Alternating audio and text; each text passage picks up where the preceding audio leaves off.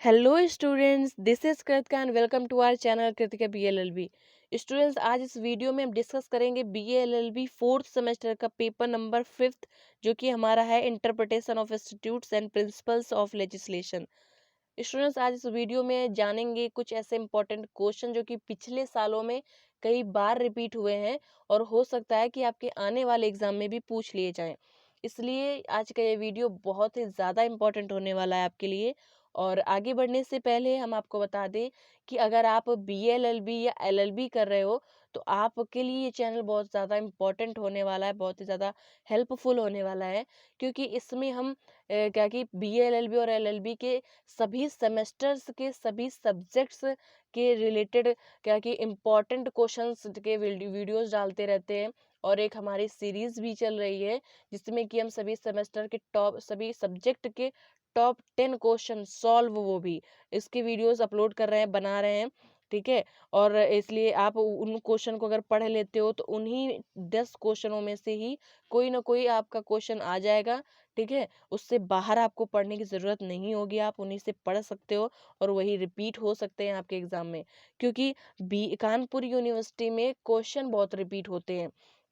ठीक है। जिससे कि आप उनको सॉल्व कर लोगे तो फिर उसके बाहर आपको पढ़ने की ज़रूरत नहीं है।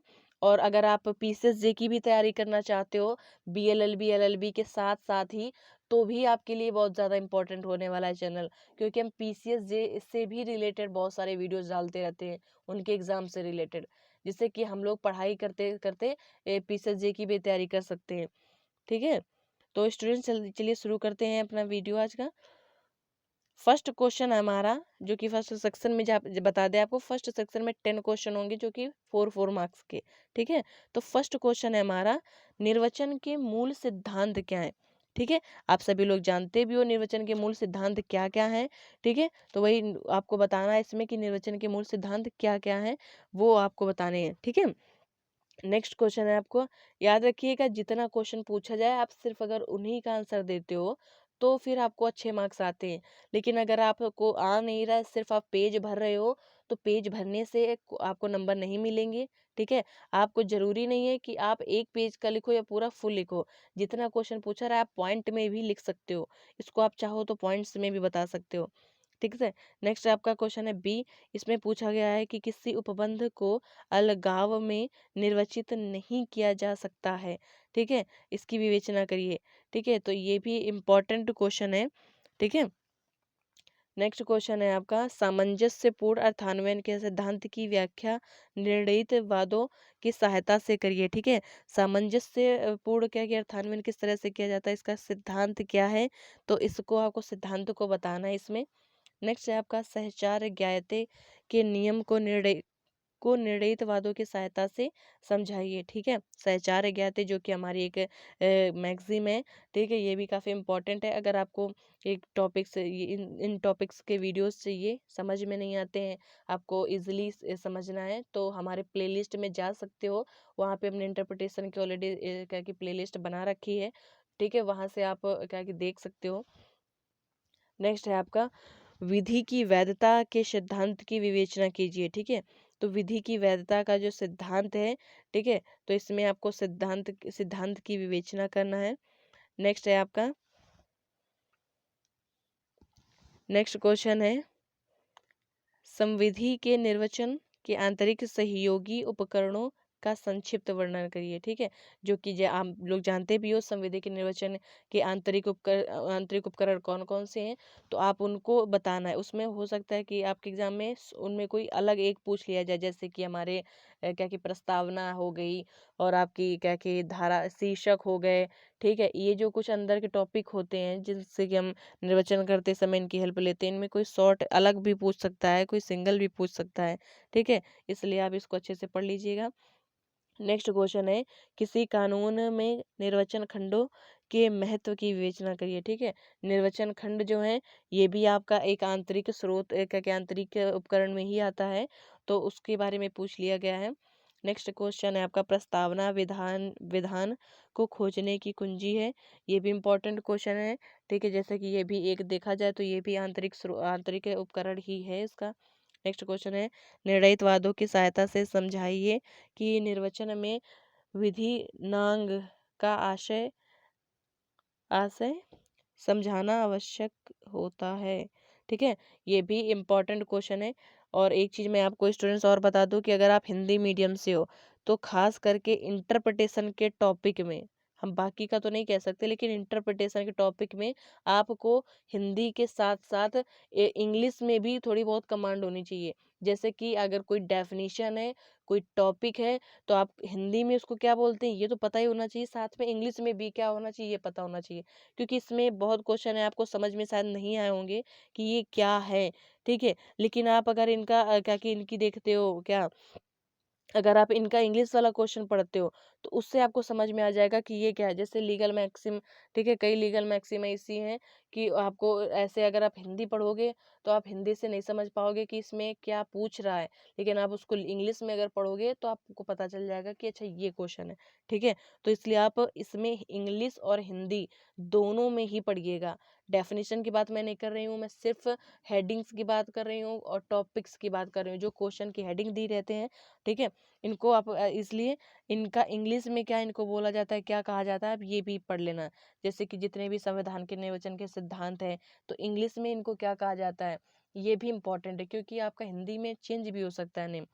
नेक्स्ट आप क्वेश्चन है आपका, भारतीय संविधान की व्याख्या करने में ग्रहण का सिद्धांत, जो कि आप ग्रहण का सिद्धांत कहते हो। ठीक है, इसको उसमें इसका एक और भी है, छद्दन विधान का सिद्धांत, जहाँ तक यही कहा जाता है। ठीक है, तो इसकी आलोचना करनी है, आपको बताना है कि ग्रहण का सिद्धांत किस प्रकार लाभदायक है।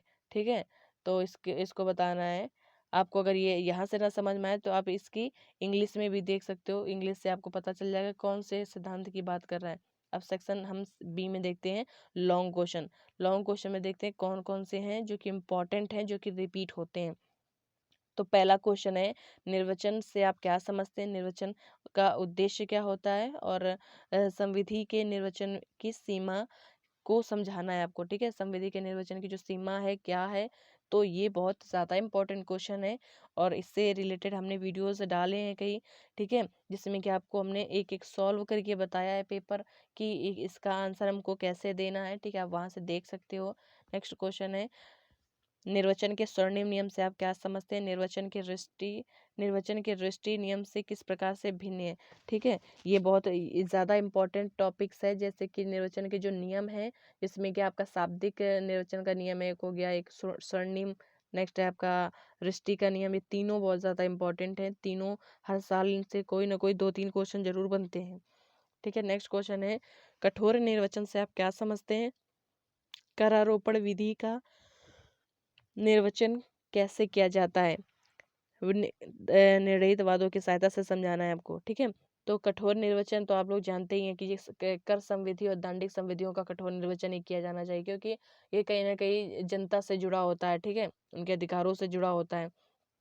तो कर संविधि और दांडिक संविधि, पिछली बार पूछा गया था कि दांडिक संविधि का निर्वचन क्या कैसे किया जा सकता है, और इसके क्या है प्रोसेस का, क्या है दांडिक संविधियों का निर्वचन किस प्रकार किया जाएगा। और इस बार आपसे पूछ लिया गया कर संविधि का निर्वचन। हो सकता है कि इन इन दोनों में ही कोई आपके एग्जाम में एक आ जाए। ठीक है, और नेक्स्ट क्वेश्चन है आपका, कानून के भूतलक्षी प्रभाव से आप क्या समझते हैं, उन सिद्धांतों की व्याख्या कीजिए जो कि भूतलक्षी अधिनियम से संबंधित हैं। ये भी बहुत ज़्यादा इंपॉर्टेंट क्वेश्चन है। जैसे कि हम लोग जानते हैं कि प्रत्येक संविधि प्रथम दृष्टि में भविष्यलक्षी होती है।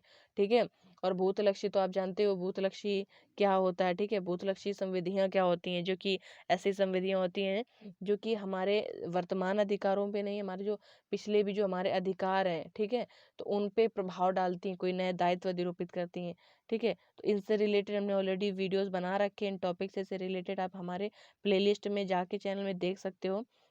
नेक्स्ट क्वेश्चन है आपका, हेडन के वाद में प्रतिपादित निर्वचन के सिद्धांत की विवेचना कीजिए, भारतीय वादों की सहायता से क्या कि इसको विस्तार से समझाइए। ठीक है, ये भी बहुत ज़्यादा इंपॉर्टेंट क्वेश्चन है, पिछली बार भी हेडन का नियम आया था।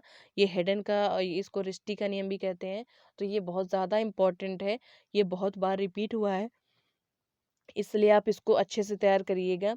नेक्स्ट क्वेश्चन है हमारा, निर्वचन के लिए कौन सी बाह्य सहायता में प्रयोग में लाई जा सकती हैं। यानी निर्वचन की जो हमारे जो बाहरी कुछ उपकरण हैं, ठीक है, उनको उनको हम किस तरह से प्रयोग में ला सकते हैं, कौन-कौन से हैं, इसके बारे में पूछा गया है। जो वर्णित करते हुए संसदीय इतिहास का निर्वचन में बाह्य सहयोगी के रूप में भूमिका पर प्रकाश डालिए, ठीक है। नेक्स्ट क्वेश्चन है आपका, किसी अधिनियम का निर्वचन करते समय न्यायालय इसके प्राकृतिक अर्थ को इस सीमा तक रूपांतरित कर सकता है जिससे निरर्थकता अथवा कष्ट समाप्त हो जाए, ठीक है, ये भी इम्पोर्टेंट है। नेक्स्ट क्वेश्चन है आपका, निम्नलिखित में आपको स्पष्ट करना है, क्या अंतर स्पष्ट करना है इसमें, क्या कि निरसित अधिनियम और संशोधित अधिनियम के बीच में अंतर क्या है, ठीक है। निरसित अधिनियम और शून्य अधिनियम में क्या डिफरेंस है, इनके बीच में आपको अंतर स्पष्ट करना है, ठीक है। इस तरह से अगर आपको इस पेपर में कोई भी प्रॉब्लम है, आप बीएलएलबी में हो या एलएलबी में हो, आपको अगर कोई प्रॉब्लम है तो आप हमें कमेंट में पूछ सकते हो, वह आपको हम रिप्लाई ज़रूर करेंगे। और इससे अगर आपको इनके सॉल्व पेपर चाहिए तो आप हमारे प्लेलिस्ट में चले जाइएगा, वहाँ से आपको मिल जाएगा, ठीक है। आज के लिए बस इतना ही, फिर मिलते हैं नेक्स्ट वीडियो में।